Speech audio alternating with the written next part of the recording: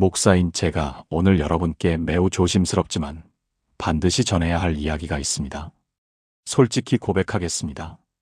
저도 처음에는 이런 간증들을 들을 때 반신반의했습니다. 정말 그럴까?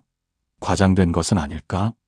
하지만 15년의 목회 기간 동안 제가 직접 만나고 상담했던 분들의 이야기를 들으며 그리고 성경 말씀을 깊이 묵상하며 깨달았습니다.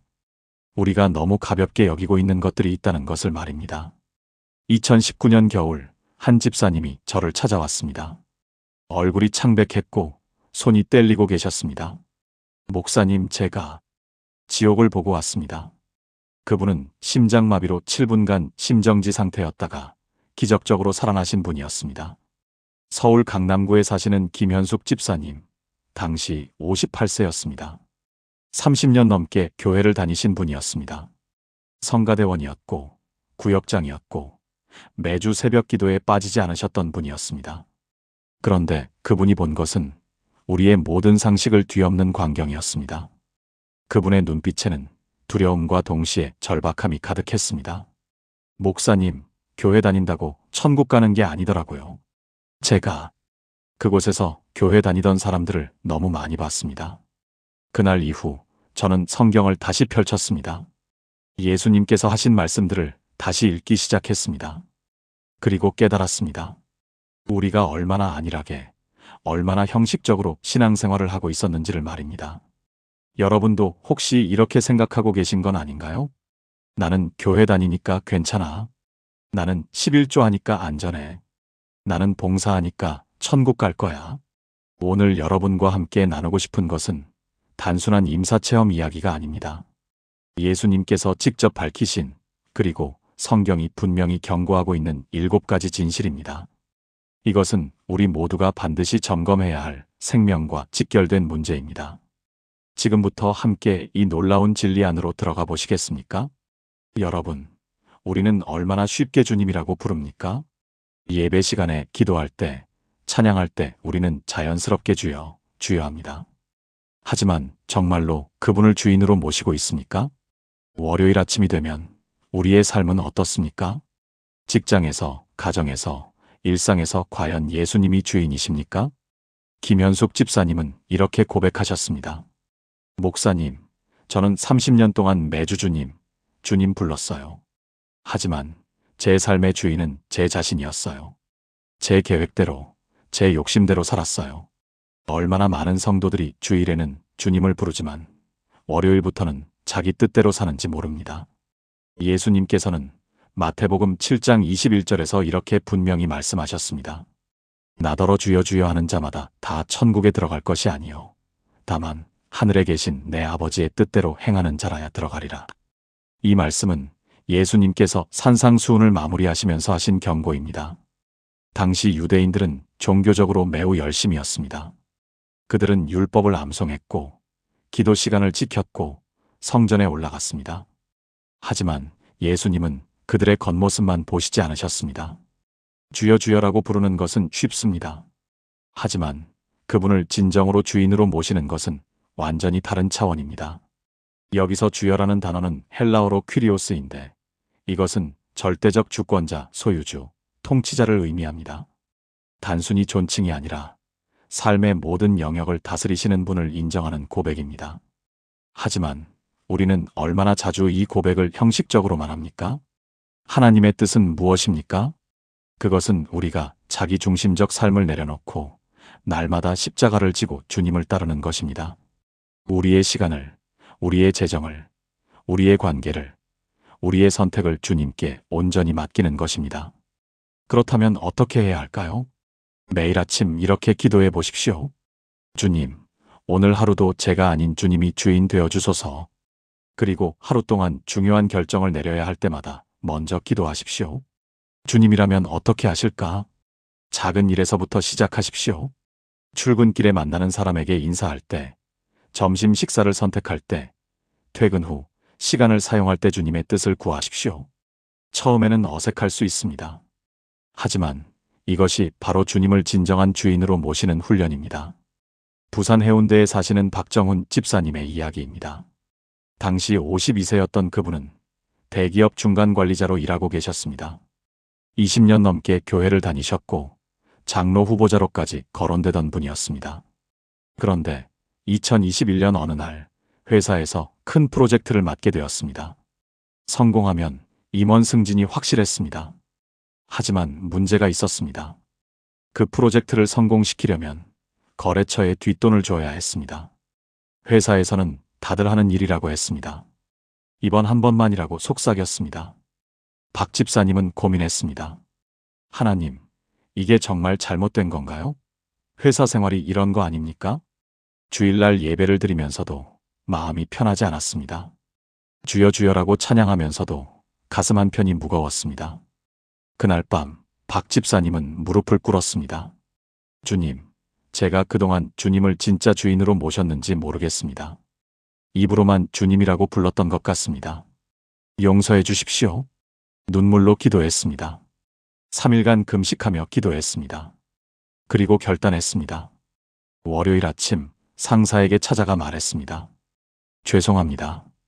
저는 그런 방식으로는 일할 수 없습니다. 상사가 얼굴을 붉혔습니다. 자네 미쳤나? 승진 물 건너간 거 알지? 박 집사님은 담담하게 대답했습니다. 제 주인은 이 회사가 아니라 하나님이십니다. 그날 이후 박 집사님의 직장 생활은 쉽지 않았습니다. 동료들의 따가운 시선을 받아야 했습니다. 승진에서 탈락했습니다. 하지만 놀라운 일이 일어났습니다. 6개월 후 그 거래처의 비리가 검찰에 적발되었습니다. 프로젝트에 참여했던 임원 3명이 구속되었습니다. 만약 박 집사님이 참여했다면 그도 함께 구속되었을 것입니다. 더 놀라운 것은 그 다음이었습니다. 회사 사장님이 박 집사님을 개인적으로 불렀습니다. 박 집사, 자네 같은 사람이 우리 회사에 필요하네. 윤리경영팀장을 맡아주게. 하나님께서 보호하셨고 더 큰 책임을 주셨습니다. 지금 박 집사님은 그 회사에서 윤리경영의 표본이 되어 있습니다. 그분은 이렇게 고백합니다. 그때 제가 주님을 진짜 주인으로 모셨기 때문에 오늘의 제가 있습니다. 입으로만 주여 주여 했다면 저는 지금 감옥에 있었을 겁니다. 사랑하는 여러분, 지금 저와 함께 이렇게 기도해 보시겠습니까? 하나님 아버지, 제가 그동안 입으로만 주님을 불렀던 것을 용서해 주소서. 주님을 진정한 주인으로 모시지 못했던 제 교만을 회개합니다. 오늘부터 제 삶의 모든 영역에서 주님이 주인 되시기를 고백합니다. 제 시간도, 제 물질도, 제 관계도, 제 선택도 모두 주님의 뜻에 맡깁니다. 하늘에 계신 아버지의 뜻대로 행하는 자가 되게 하소서. 주님의 음성을 듣고 순종하는 삶을 살게 하소서. 예수님의 이름으로 기도합니다. 아멘. 여러분이 진정으로 주님을 주인으로 모실 때 놀라운 일이 일어납니다. 하나님께서 여러분의 삶을 책임지십니다. 하지만 여기서 끝이 아닙니다. 우리가 점검해야 할 두 번째 진실이 있습니다. 여러분 중에 혹시 이렇게 생각하시는 분 계십니까? 나는 교회에서 열심히 봉사하니까 괜찮아. 나는 전도도 하고 찬양팀에서도 섬기고 구제도 하니까 천국 갈 거야. 정말 그럴까요? 김현숙 집사님이 임사체험 중에 본 가장 충격적인 장면 중 하나가 바로 이것이었습니다. 목사님, 그곳에서 저는 목사님들도 봤어요. 선교사님들도 봤어요. 집사님들, 권사님들도 봤어요. 모두 주님, 저는 당신을 위해 이렇게 저렇게 했습니다라고 말하고 있었어요. 사역을 했다고, 능력을 행했다고, 봉사를 했다고 구원받는 것이 아닙니다. 중요한 것은 그 사역 뒤에 있는 우리의 마음입니다. 예수님께서 마태복음 7장 22절에서 23절을 통해 이렇게 경고하셨습니다. 그날에 많은 사람이 나더러 이르되 주여 주여 우리가 주의 이름으로 선지자 노릇하며 주의 이름으로 귀신을 쫓아내며 주의 이름으로 많은 권능을 행하지 아니하였나이까 하리니 그때 내가 그들에게 밝히 말하되 내가 너희를 도무지 알지 못하니 불법을 행하는 자들아 내게서 떠나가라 하리라. 이 말씀은 정말 두렵고 떨리는 경고입니다. 그날이란 바로 심판의 날을 의미합니다. 놀라운 것은 이 사람들이 주님의 이름으로 선지자 노릇을 했다는 것입니다. 주의 이름으로 귀신을 쫓아냈습니다. 주의 이름으로 많은 권능을 행했습니다. 겉으로 보기에는 놀라운 사역자들이었습니다. 하지만 예수님께서는 무엇이라고 하십니까? 내가 너희를 도무지 알지 못하니. 여기서 안다는 것은 단순히 아는 것이 아닙니다. 헬라어로 기노스코인데 이것은 깊은 관계적 안, 친밀한 교제를 의미합니다. 즉, 이 사람들은 주님의 이름을 사용했지만 주님과 친밀한 관계가 없었습니다. 그들은 능력을 구했지 주님 자신을 구하지 않았습니다. 사역의 성과를 원했지 주님의 마음을 원하지 않았습니다. 그리고 더 무서운 것은 불법을 행하는 자들이라는 표현입니다. 여기서 불법은 헬라어로 아노미아인데 하나님의 법을 무시하고 자기 뜻대로 사는 것을 의미합니다. 겉으로는 주의 이름으로 사역했지만 속으로는 자기 영광을 구했습니다. 겉으로는 봉사했지만 속으로는 교만과 시기와 다툼이 있었습니다. 우리는 어떻게 이 함정에서 벗어날 수 있을까요? 먼저 사역보다 관계를 우선시해야 합니다. 매일 아침 주님과의 개인적인 교제 시간을 가지십시오. 바쁜 사역 일정보다 조용히 주님 앞에 앉아 말씀을 묵상하는 시간이 더 중요합니다. 둘째, 우리의 동기를 끊임없이 점검해야 합니다. 왜 이 사역을 합니까? 주님을 기쁘시게 하기 위해서입니까? 아니면 사람들에게 인정받기 위해서입니까? 정직하게 자신을 돌아보십시오. 셋째, 겸손함을 잃지 마십시오. 아무리 큰 사역을 해도 우리는 무익한 종이로소이다라고 고백해야 합니다. 대구에 사시는 최영미 권사님의 이야기입니다. 당시 63세였던 그분은 35년 동안 교회를 섬기신 베테랑 사역자였습니다. 구역장을 15년 하셨고 여전도회 회장을 2번 역임하셨습니다. 교회에서 모르는 사람이 없을 정도로 유명하셨습니다. 어떤 행사가 있으면 최 권사님이 빠지지 않았습니다. 새벽기도, 수요 예배, 금요 철야 모든 예배에 참석하셨습니다. 구제 헌금도 많이 하셨고 전도도 열심히 하셨습니다. 주변 사람들은 최 권사님을 보며 저런 분은 천국 1순위라고 했습니다. 그런데 2022년 어느 날 최 권사님에게 큰 시련이 찾아왔습니다. 뇌출혈로 쓰러지신 것입니다. 병원 중환자실에서 3일간 혼수 상태였습니다. 의사들은 살아나기 힘들 것이라고 했습니다. 바로 그 3일 동안 최 권사님은 놀라운 경험을 하셨습니다. 깨어나신 후 가족들에게 이렇게 말씀하셨습니다. 내가 심판대 앞에 섰어. 예수님 앞에 섰는데 목소리가 떨렸습니다. 나는 35년 동안 교회에서 한 일들을 다 말씀드렸어. 구역장도 했고 회장도 했고 헌금도 많이 했고 전도도 했다고 말했지. 눈물이 흘러내렸습니다. 그런데 예수님이 나를 보시면서 너는 나를 위해 한 것이 아니라 내 자신을 위해 한 것이다라고 하셨어. 그 순간 최 권사님은 깨달았다고 합니다. 35년 동안 했던 모든 사역이 주님을 위한 것이 아니라 자신의 명예를 위한 것이었다는 것을 말입니다. 사람들에게 인정받고 싶었고 교회에서 높임받고 싶었고 저 권사님 정말 훌륭하시다는 소리를 듣고 싶었던 것입니다. 주님께서 너는 사역은 했지만 나와 친밀하지 않았다. 나를 사랑한 것이 아니라 사역을 사랑했다고 하셨어. 최 권사님은 그 말씀을 듣는 순간 너무 두려워서 소리쳤다고 합니다. 주님 용서해 주세요. 제가 잘못했습니다. 그때 주님께서 다시 돌아가서 나를 진정으로 사랑하며 살아라고 하셨답니다. 깨어난 후 최 권사님의 삶은 완전히 달라졌습니다. 여전히 교회를 섬기시지만 이제는 다릅니다. 새벽 기도에 가셔도 사람들 눈에 띄는 앞자리가 아니라 뒷자리에 조용히 앉으십니다. 봉사를 하셔도 남들이 알아주지 않는 화장실 청소를 자원하십니다. 전도를 하셔도 나 몇 명 전도했어라고 자랑하지 않으십니다. 가장 큰 변화는 매일 새벽 1시간씩 주님과 단둘이 기도하는 시간을 갖기 시작하신 것입니다.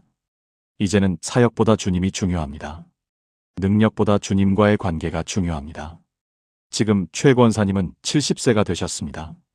건강도 회복되셨고 여전히 교회를 섬기고 계십니다. 하지만 예전과는 완전히 다른 모습으로 섬기고 계십니다. 함께 기도하시겠습니까?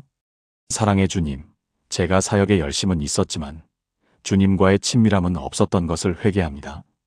능력을 구했지 주님, 자신을 구하지 않았던 교만을 용서해 주소서.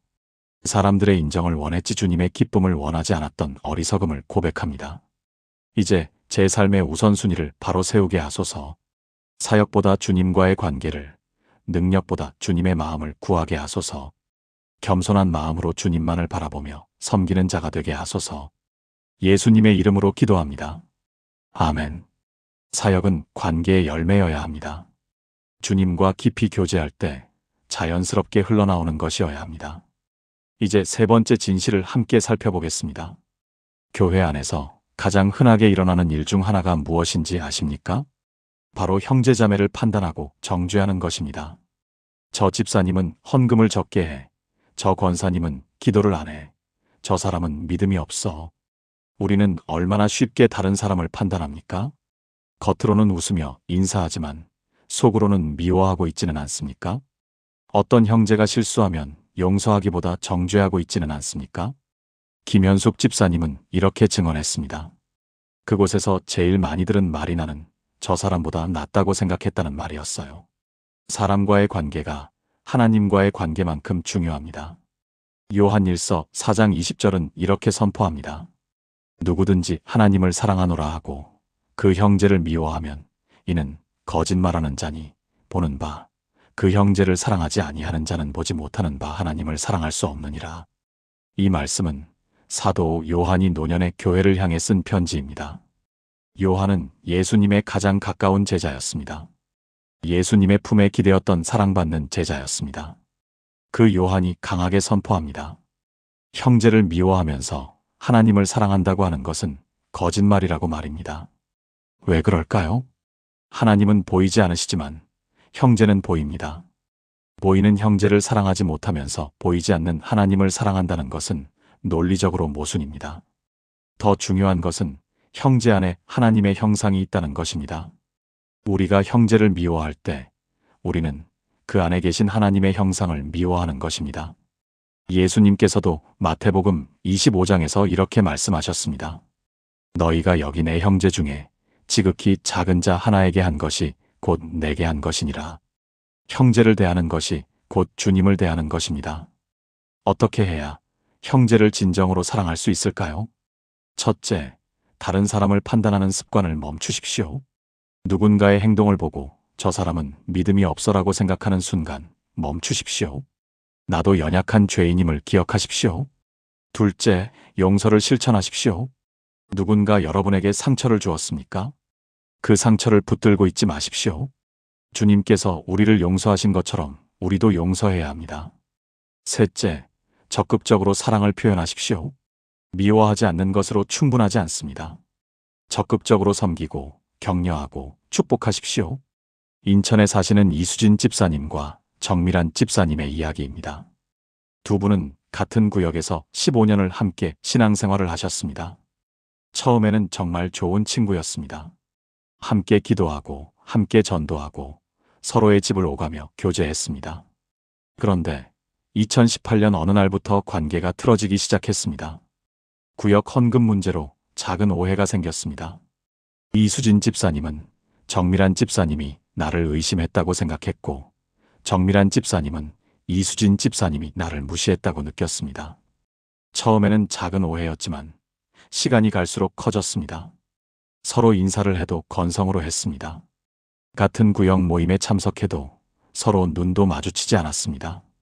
이수진 집사님은 밤마다 속으로 정밀한 집사님을 원망했습니다. 저 사람이 먼저 사과해야 해. 내가 왜? 정밀한 집사님도 마찬가지였습니다. 내가 뭘 잘못했다고? 저 사람이 문제지. 그렇게 3년이 흘렀습니다. 2021년 겨울, 이수진 집사님이 갑자기 쓰러지셨습니다. 급성 췌장염이었습니다.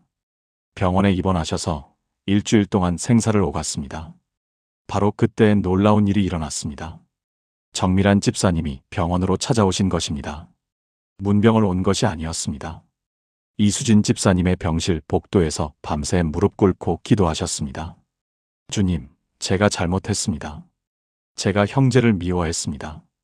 제가 용서하지 못했습니다. 제발 이수진 집사님을 살려주세요.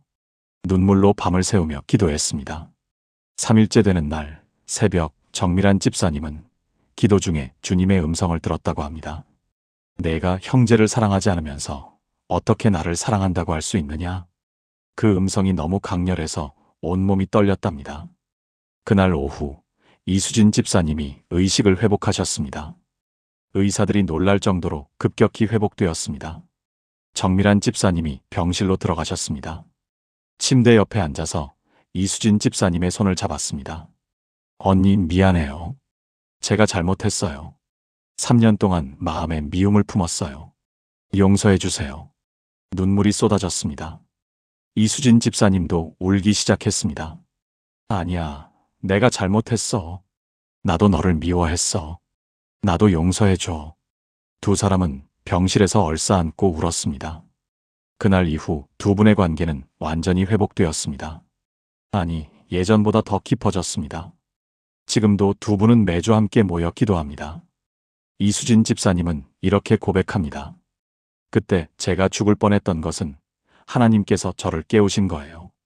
형제를 미워하면서 어떻게 천국 갈 수 있겠어요? 정밀한 집사님을 용서하고 사랑하는 순간 제 병도 낫기 시작했어요. 정밀한 집사님도 말씀하십니다. 3년 동안 교회는 다녔지만 제 영혼은 죽어 있었어요. 형제를 미워하는 것이 얼마나 큰 죄인지 그때 깨달았습니다. 함께 기도하시겠습니까? 하나님 아버지, 제가 형제를 미워하고 판단하고 정죄했던 모든 죄를 용서해 주소서. 보이는 형제를 사랑하지 못하면서 보이지 않는 하나님을 사랑한다고 거짓말했던 것을 회개합니다. 지금 제 마음속에 미움과 원망을 품고 있는 사람이 있다면 그를 용서하게 하소서. 주님께서 저를 용서하신 것처럼 저도 형제를 용서하게 하소서. 적극적으로 사랑하고 섬기며 축복하는 자가 되게 하소서. 예수님의 이름으로 기도합니다. 아멘. 형제를 사랑하는 것이 바로 하나님을 사랑하는 증거입니다. 이젠 네 번째 진실을 살펴보겠습니다. 우리는 얼마나 많은 설교를 들었습니까? 수십 년간 교회를 다니신 분들은 수천 번의 설교를 들으셨을 것입니다. 성경책에는 밑줄이 그어져 있고 여백에는 메모가 가득합니다. 하지만 정직하게 물어봅시다. 우리는 들은 말씀대로 살고 있습니까? 주일에 들은 말씀을 월요일에 실천하고 있습니까? 아니면 듣기만 하고 잊어버리고 있습니까? 김현숙 집사님은 이렇게 말했습니다. 그곳에서 너무 많은 사람들이 나는 말씀을 많이 알았다고 말하고 있었어요. 하지만 예수님은 알기만 하고 행하지 않았다고 하셨어요. 지식은 구원의 조건이 아닙니다. 순종이 구원의 증거입니다. 야고보서 1장 22절부터 24절은 이렇게 경고합니다. 너희는 말씀을 행하는 자가 되고 듣기만 하여 자신을 속이는 자가 되지 말라. 누구든지 말씀을 듣고 행하지 아니하면 그는 거울로 자기의 생긴 얼굴을 보는 사람과 같아서 제 자신을 보고 가서 그 모양이 어떠한지를 곧 잊어버리거니와. 야고보는 예수님의 동생으로 초대교회의 지도자였습니다. 그는 이 편지를 흩어진 유대인 그리스도인들에게 썼습니다. 당시 교회에는 말씀을 많이 아는 사람들이 많았지만 행하는 사람은 적었습니다. 야고보는 강하게 말합니다. 듣기만 하여 자신을 속이는 자. 여기서 속이다는 헬라어로 파라로기조마이인데 잘못된 추론으로 자신을 기만하는 것을 의미합니다. 우리는 말씀을 들으면 나는 이제 알았으니 괜찮아라고 착각합니다. 하지만 아는 것과 행하는 것은 완전히 다릅니다. 야고보는 비유를 듭니다. 거울로 자기 얼굴을 보는 것과 같다고 말입니다. 아침에 거울을 보고 얼굴에 묻은 것을 발견했습니다. 그런데 씻지 않고 그냥 나가버립니다. 말씀을 듣고 행하지 않는 것이 바로 이것과 같습니다. 문제를 발견했지만 고치지 않는 것입니다. 어떻게 말씀을 행하는 자가 될 수 있을까요? 첫째, 들을 때부터 실천을 염두에 두고 들으십시오. 설교를 들으며 이것을 어떻게 실천할까? 를 고민하십시오. 둘째, 구체적인 실천 계획을 세우십시오. 사랑하라는 말씀을 들었다면 이번 주에 누구를 어떻게 사랑할까? 를 정하십시오. 셋째, 작은 것부터 시작하십시오. 한꺼번에 모든 것을 바꾸려 하지 마십시오. 하나씩 하나씩 순종해 나가십시오. 서울 송파구에 사시는 김태호 장로님의 이야기입니다. 현재 67세이신 김 장로님은 40년 넘게 교회를 다니셨습니다. 신학교도 다니셨고 성경 공부도 수없이 하셨습니다. 성경 지식으로는 웬만한 목사님보다 많으셨습니다. 어떤 성경 구절이든 술술 외우셨고 교리도 정확히 아셨습니다. 교회에서 성경 퀴즈 대회를 하면 항상 1등을 하셨습니다.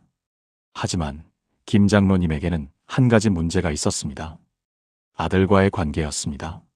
아들 김준호 씨는 당시 38세로 결혼도 하지 않고 집에서 백수로 지내고 있었습니다. 김 장로님은 아들을 볼 때마다 화가 났습니다. 이 나이에 뭐 하는 거냐? 창피한 줄 알아라. 아들과 대화는 항상 싸움으로 끝났습니다. 김 장로님은 성경을 너무 잘 아셨습니다. 자녀를 노엽게 하지 말라는 말씀도 아셨습니다. 온유함으로 대하라는 말씀도 외우고 계셨습니다. 하지만 실천은 하지 못했습니다. 주일에 설교를 들으면 맞아 자녀를 사랑해야지라고 생각했지만 월요일 아침 아들을 보면 또 화가 났습니다. 2020년 어느 날 김 장로님은 새벽 기도 중에 강한 책망을 받았습니다. 기도하다가 갑자기 눈물이 쏟아졌습니다. 하나님, 제가 40년 동안 뭘 배운 겁니까? 성경은 많이 아는데 왜 아들 하나 사랑하지 못합니까? 그날 새벽 김 장로님은 결단했습니다. 하나님, 이제 말씀대로 살겠습니다. 아들을 정죄하지 않고 사랑하겠습니다. 그날부터 김 장로님이 달라지기 시작했습니다. 아들이 늦게 일어나도 잔소리하지 않았습니다. 대신 아침 식사를 정성껏 준비해 주셨습니다. 아들이 밤늦게 들어와도 화내지 않았습니다. 대신 조심해서 들어와서 다행이다라고 말씀하셨습니다. 처음 일주일은 정말 힘들었습니다. 속에서 화가 치밀어 올랐지만 꾹 참았습니다. 주님, 제가 40년 동안 말씀을 듣기만 했습니다. 이제는 행하겠습니다. 2주가 지나자 아들의 표정이 조금씩 밝아졌습니다. 한 달이 지나자 아들이 먼저 대화를 걸어왔습니다. 아버지, 제가 그동안 죄송했어요. 3개월이 지나자 아들이 취업 준비를 시작했습니다. 6개월 후 아들이 좋은 회사에 취직했습니다. 1년 후 아들이 좋은 사람을 만나 결혼 준비를 시작했습니다. 2023년 봄 아들의 결혼식 날 김 장로님은 눈물을 흘리며 이렇게 고백했습니다. 40년 동안 성경을 읽고 외우고 공부했지만 정작 말씀대로 살지 않았습니다. 하나님께서 제게 아들을 통해 가르쳐 주셨습니다. 지식이 아니라 순종이 중요하다는 것을요. 지금 김 장로님은 교회에서 말씀 실천반을 인도하고 계십니다. 성경 지식을 가르치는 것이 아니라 어떻게 말씀대로 살 것인가를 나누는 모임입니다.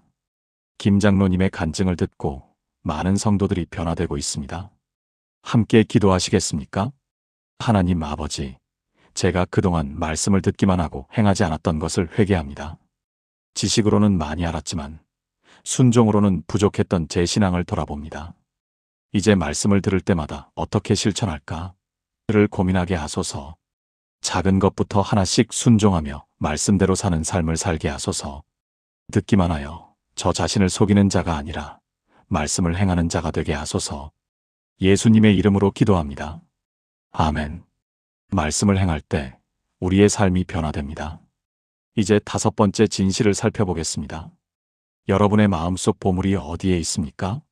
정직하게 생각해 보십시오. 하루 중 가장 많이 생각하는 것이 무엇입니까? 돈입니까? 집입니까? 자녀의 성공입니까? 아니면 하나님의 나라입니까? 우리는 주일에는 주님이 전부입니다라고 고백하지만 주중에는 세상 것들을 붙들고 살고 있지 않습니까? 김현숙 집사님이 본 광경 중 가장 많았던 것이 바로 이것이었다고 합니다. 돈을 사랑했던 사람들, 세상의 성공에 집착했던 사람들이 너무 많았어요. 교회는 다녔지만 마음은 세상에 있었던 사람들이요. 우리는 하나님과 재물을 동시에 섬길 수 없습니다. 예수님께서 마태복음 6장 24절에서 분명히 말씀하셨습니다. 한 사람이 두 주인을 섬기지 못할 것이니 호기를 미워하고 저를 사랑하거나 호기를 중히 여기고 저를 경히 여김이라. 너희가 하나님과 재물을 겸하여 섬기지 못하느니라. 예수님께서 산상수훈에서 하신 이 말씀은 매우 강렬합니다. 두 주인을 섬기지 못할 것이니, 여기서 섬기다는 헬라어로 둘리오인데 노예로서 절대적으로 복종하는 것을 의미합니다. 우리는 하나님을 주인으로 섬기거나 재물을 주인으로 섬기거나 둘 중 하나입니다. 중간은 없습니다. 재물은 헬라어로 맘모나스인데 단순히 돈만을 의미하는 것이 아닙니다. 세상의 모든 물질, 부, 지위, 명예를 포함합니다. 우리가 하나님보다 더 의지하고, 더 사랑하고, 더 갈망하는 모든 것입니다. 예수님께서는 왜 이렇게 강하게 말씀하셨을까요? 돈 자체가 나쁜 것이 아닙니다. 하지만 돈을 사랑하는 것, 돈의 마음을 빼앗기는 것, 돈을 위해 하나님을 버리는 것이 문제입니다. 디모데전서 6장 10절은 이렇게 말합니다. 돈을 사랑함이 일만 악의 뿌리가 되나니 어떻게 물질의 유혹에서 벗어날 수 있을까요? 첫째, 우리의 마음이 어디에 있는지 정직하게 점검해야 합니다. 하루 중 가장 많이 생각하는 것이 무엇인지 살펴보십시오. 기도 시간보다 주식 시세를 보는 시간이 더 깁니까? 성경 읽는 시간보다 쇼핑하는 시간이 더 깁니까? 둘째, 물질을 하나님의 것으로 인정해야 합니다. 내가 번 것이 아니라 하나님께서 맡기신 것입니다. 청지기 의식을 가지십시오. 셋째, 나누는 삶을 실천해야 합니다. 움켜쥘수록 물질의 노예가 됩니다. 나눌수록 자유로워집니다. 부산 해운대에 사시는 박상철 장로님의 이야기입니다. 현재 72세이신 박 장로님은 젊은 시절 사업으로 큰 성공을 거두셨습니다. 건설업으로 1990년대에 수백억대 자산을 모으셨습니다. 교회도 열심히 다니셨고 헌금도 많이 하셨습니다. 건축 헌금도 1억을 하셨고 선교 헌금도 정기적으로 하셨습니다. 주변에서는 저런 분이 천국 1순위라고 했습니다. 하지만 박 장로님 자신은 알고 계셨습니다. 자신의 마음이 하나님보다 돈에 더 가 있다는 것을요. 헌금은 많이 했지만 그것은 일종의 투자였습니다. 하나님께 잘 보이면 사업이 더 잘 될 거야.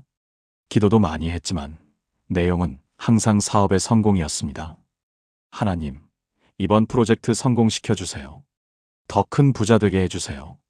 1997년 IMF가 터졌습니다.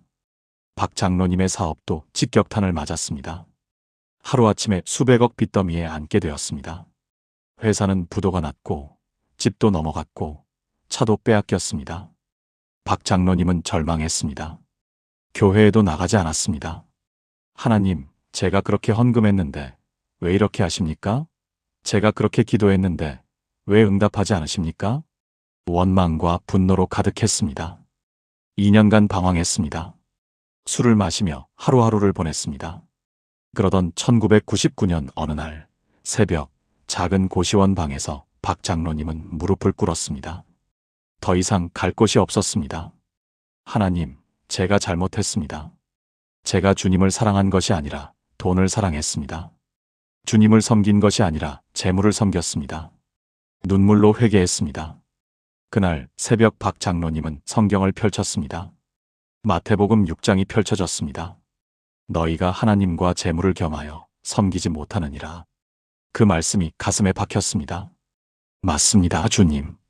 제가 두 주인을 섬기려 했습니다. 이제 주님만 섬기겠습니다. 그날부터 박 장로님의 삶이 달라지기 시작했습니다. 가진 것은 없었지만 마음은 자유로웠습니다. 작은 일용직 일을 구해서 하루하루 살아갔습니다. 하지만 새벽 기도는 거르지 않았습니다. 가난했지만 주일 헌금 5,000원을 꼭 드렸습니다. 길에서 노숙자를 만나면 자신의 도시락을 나눠주었습니다. 3년이 지났습니다. 박 장로님은 여전히 가난했지만 행복했습니다. 주님, 이제 돈이 없어도 괜찮습니다. 주님만 계시면 됩니다. 그때 하나님께서 놀라운 일을 하셨습니다. 한 교회 집사님이 박 장로님을 찾아왔습니다. 장로님, 저희 회사에서 일하실 분을 찾는데 장로님께서 와주시면 좋겠습니다. 작은 회사였지만 정직한 월급을 받을 수 있었습니다. 박 장로님은 성실하게 일했습니다. 5년 후 그 회사가 크게 성장했고 박 장로님은 임원이 되었습니다. 10년 후 그 회사 주식 일부를 받아 다시 경제적으로 안정되었습니다. 하지만 이번에는 달랐습니다. 박 장로님은 돈이 생길 때마다 감사하며 나누었습니다. 수입의 절반을 구제와 선교에 사용했습니다. 자신은 여전히 작은 아파트에서 검소하게 살았습니다. 이제 저는 압니다. 돈은 주님께서 맡기신 것일 뿐입니다. 제 것이 아니에요. 2024년 현재 박 장로님은 은퇴하셨지만 여전히 활발하게 구제 사역을 하고 계십니다. 노숙자들을 위한 쉼터를 운영하고 홀로 사시는 어르신들을 돌보고 계십니다. IMF 때 제가 모든 것을 잃은 것은 하나님의 은혜였습니다. 그때 저는 재물의 노예였거든요. 하나님께서 저를 자유롭게 하셨습니다. 함께 기도하시겠습니까? 전능하신 하나님, 제가 주님보다 물질을 더 사랑했던 죄를 회개합니다. 세상의 것들에 마음을 빼앗겨 주님을 소홀히 했던 것을 용서해 주소서. 돈과 명예와 성공을 주님보다 더 갈망했던 어리석음을 고백합니다. 이제 제 마음의 보물이 하늘에 있게 하소서. 물질은 주님께서 맡기신 것임을 인정하고 청지기로 살게 하소서. 주님만을 사랑하고 주님만을 섬기며 주님만을 의지하는 삶을 살게 하소서. 예수님의 이름으로 기도합니다. 아멘. 물질은 좋은 종이지만 나쁜 주인입니다. 주님을 주인으로 모실 때 우리는 자유롭습니다. 이제 6번째 진실을 살펴보겠습니다. 여러분, 우리는 얼마나 쉽게 죄를 짓고 또 짓습니까? 같은 죄를 수십 번, 수백 번 반복하면서도 하나님께서 용서하실 거야라고 생각하지 않습니까? 음란한 생각, 거짓말, 분노, 시기, 교만. 우리는 매일 같은 죄를 짓습니다. 그리고 주일이 되면 주여, 용서해 주세요라고 형식적으로 말합니다. 하지만 월요일이 되면 또 똑같은 죄를 짓습니다. 이것이 진정한 회개입니까? 김현숙 집사님은 이렇게 증언했습니다. 그곳에서 너무 많은 사람들이 나는 매주 회개했다고 말했어요. 하지만 예수님은 회개가 아니라 습관이었다고 하셨어요. 진정한 회개는 돌이킴입니다. 같은 죄로 돌아가지 않는 것입니다. 요한일서 3장 8절부터 9절은 이렇게 경고합니다. 죄를 짓는 자는 마귀에게 속하나니 마귀는 처음부터 범죄함이라. 하나님의 아들이 나타나신 것은 마귀의 일을 멸하려 하심이라. 하나님께로부터 난 자마다 죄를 짓지 아니하나니 이는 하나님의 씨가 그의 속에 거함이요 그도 범죄하지 못하는 것은 하나님께로부터 났음이라. 사도 요한의 이 말씀은 매우 강렬합니다. 많은 사람들이 이 구절을 오해합니다. 하나님께로부터 난 자마다 죄를 짓지 아니하나니. 그렇다면 우리는 죄를 전혀 짓지 말아야 한다는 뜻일까요? 아닙니다. 여기서 죄를 짓는다는 것은 헬라어 원문에서 현재 진행형입니다. 즉 계속해서 습관적으로 고의적으로 죄를 짓는 것을 의미합니다. 진정으로 거듭난 사람은 죄를 지을 수 있지만 죄 가운데 계속 머물러 있지 않습니다. 죄를 지으면 마음이 괴롭고 회개하고 돌이킵니다. 하지만 거듭나지 않은 사람은 죄를 짓고도 양심의 가책이 없습니다. 회개한다고 말하지만 또 같은 죄로 돌아갑니다. 하나님의 씨가 그의 속에 거하며 하나님의 생명이 우리 안에 있으면 죄와 양립할 수 없습니다. 빛과 어둠이 함께할 수 없듯이 하나님의 생명과 죄의 생활은 함께할 수 없습니다. 어떻게 습관적인 죄에서 벗어날 수 있을까요? 첫째, 죄를 가볍게 여기지 마십시오. 작은 죄의 이 정도는 괜찮아라는 생각이 우리를 무너뜨립니다. 모든 죄는 심각합니다. 둘째, 구체적으로 회개하십시오. 주님, 죄를 지었습니다. 이렇게 막연하게 말하지 마십시오. 주님, 오늘 아내에게 화를 냈습니다. 거짓말을 했습니다. 구체적으로 고백하십시오. 셋째, 돌이키십시오. 진정한 회개는 변화를 동반합니다. 죄를 짓게 만드는 환경을 바꾸십시오. 죄를 유발하는 관계를 끊으십시오. 광주에 사시는 한승우 집사님의 이야기입니다. 현재 45세이신 한 집사님은 15년 동안 음란물 중독에 시달렸습니다. 대학생 때 시작된 이 문제는 결혼 후에도 계속되었습니다. 교회는 열심히 다녔습니다. 찬양팀에서 봉사했고 청년부 회장도 했습니다. 하지만 밤이 되면 컴퓨터 앞에 앉아 음란물을 보았습니다. 매번 볼 때마다 이번이 마지막이야라고 다짐했습니다. 그리고 무릎 꿇고 기도했습니다.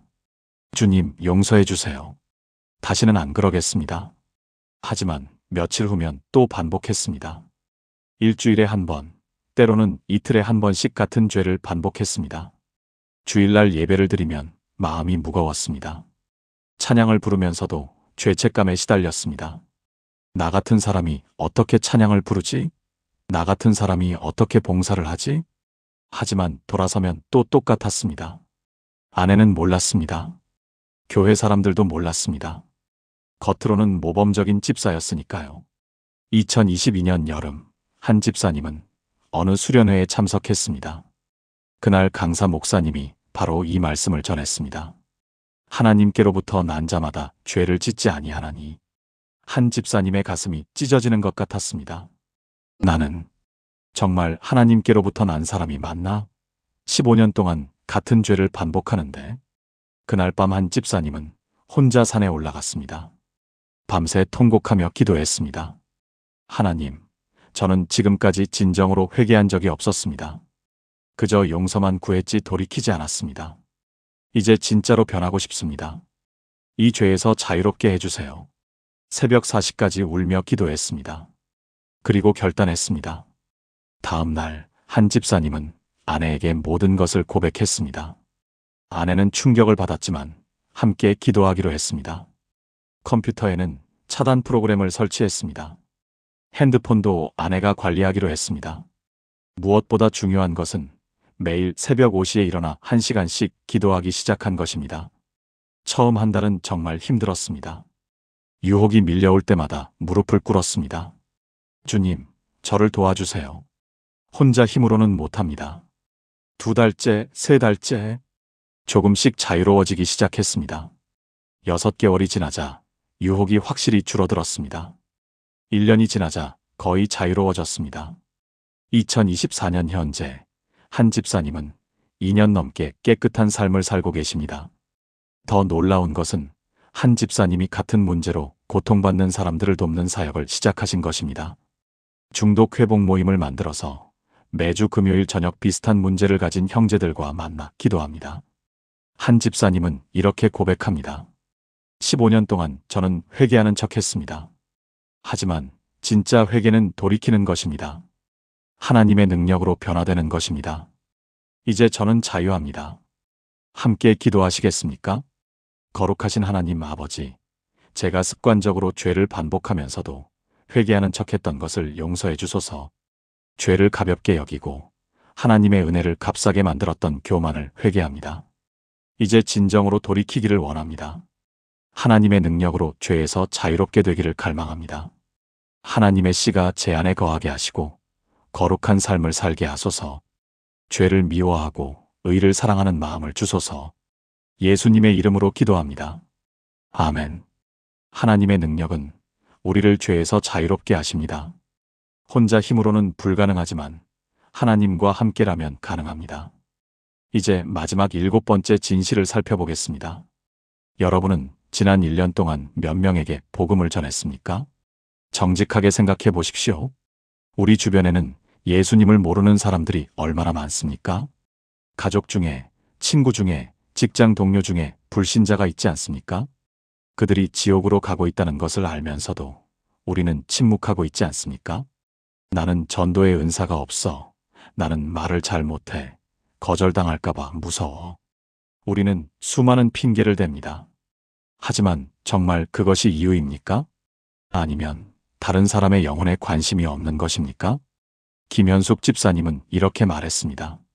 그곳에서 너무 많은 사람들이 내 가족이 구원받지 못했다고 울고 있었어요. 내가 전도했어야 했는데, 내가 말했어야 했는데라고 후회하고 있었어요. 천국에 혼자 가는 것이 기쁨입니까? 우리가 사랑하는 사람들이 지옥에 가는 것을 보면서 어떻게 평안할 수 있습니까? 에스겔 3장 18절은 두렵고 떨리는 경고를 합니다.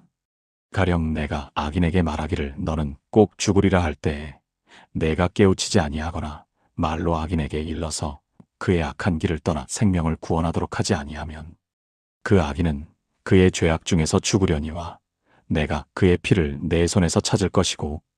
이 말씀은 하나님께서 선지자 에스겔에게 주신 경고입니다.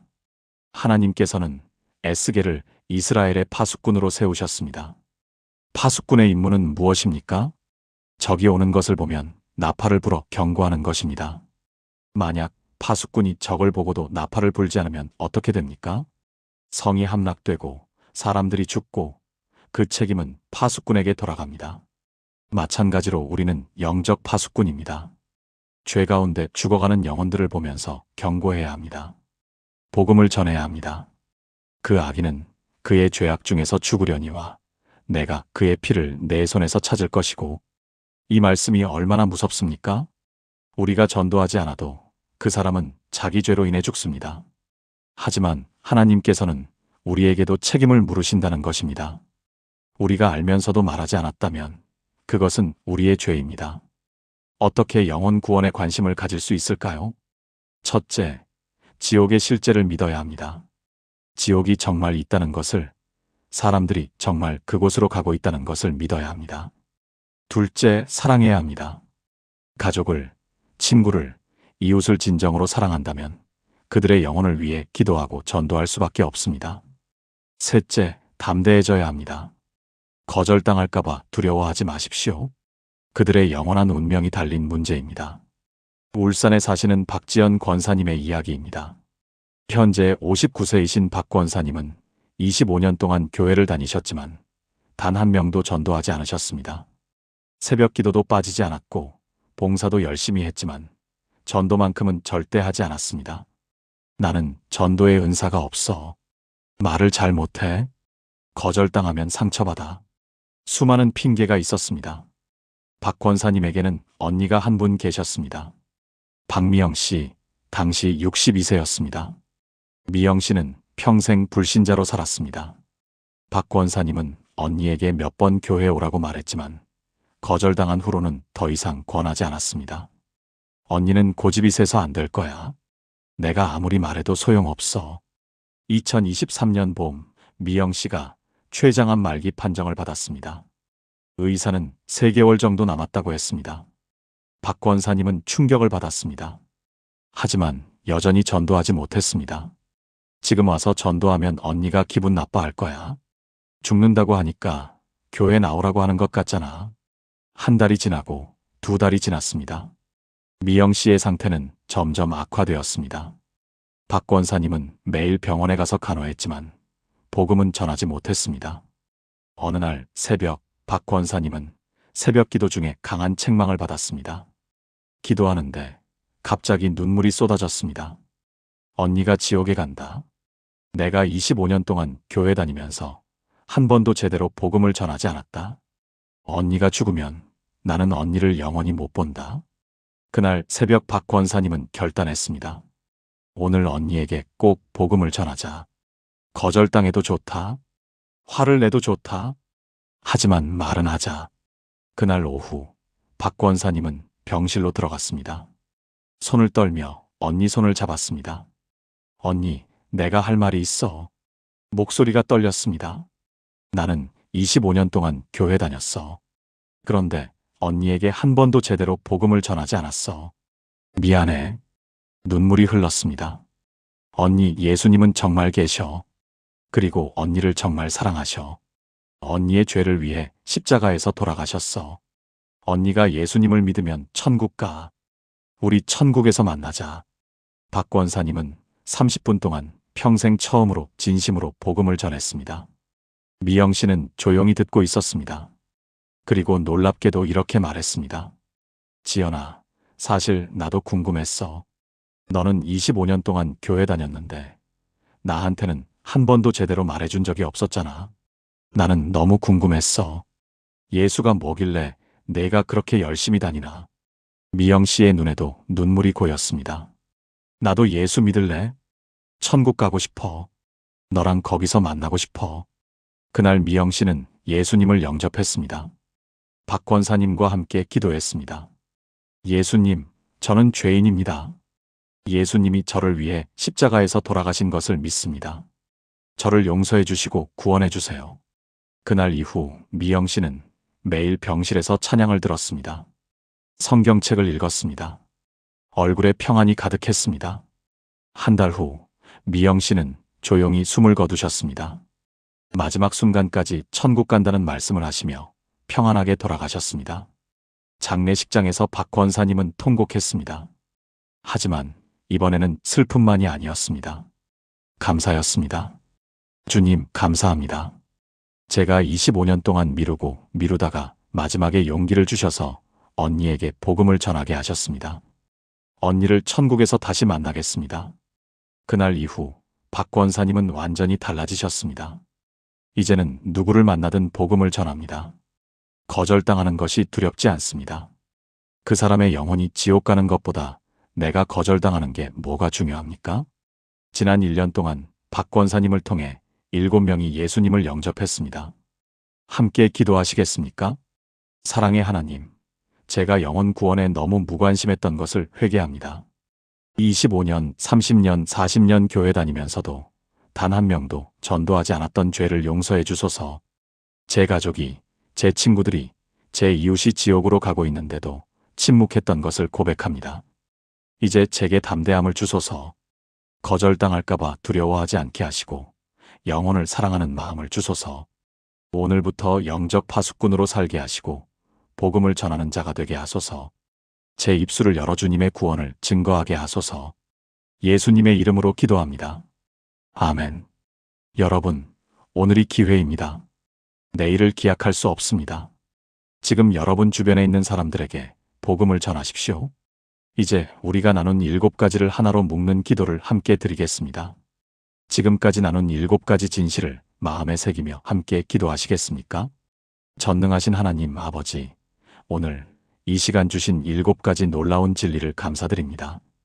입으로만 주여 주여 하지 말고 하늘에 계신 아버지의 뜻대로 행하는 자가 되게 하시고 능력 있는 사역이 아니라 주님과의 친밀한 관계를 추구하게 하시며 형제를 미워하지 않고 진정으로 사랑하게 하시고 말씀을 듣기만 하지 말고 행하는 자가 되게 하시며 물질과 세상이 아니라 주님만을 섬기게 하시고 습관적인 죄에서 벗어나 거룩한 삶을 살게 하시며 영혼 구원에 관심을 갖고 담대히 복음을 전하는 자가 되게 하시니 모든 말씀을 감사합니다.